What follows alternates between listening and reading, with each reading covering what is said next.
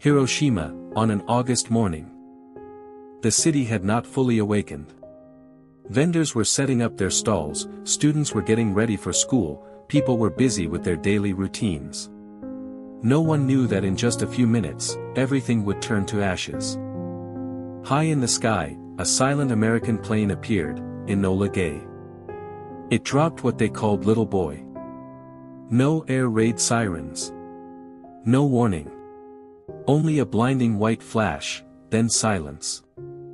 The temperature surged higher than that inside a volcano. A column of black smoke rose, forming a giant mushroom cloud.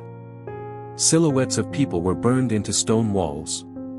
No chance to run, no final words, everywhere the shockwave passed, only ashes remained. Over 140,000 lives, erased in the blink of an eye. Some evaporated while eating breakfast. Some burned black in their mother's arms. And those who survived, lived haunted for the rest of their lives.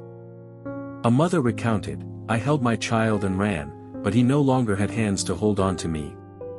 A child sat amid the rubble, crying with no tears left to shed. Hiroshima was no longer a city, it was a silent land of scorched earth and ashes.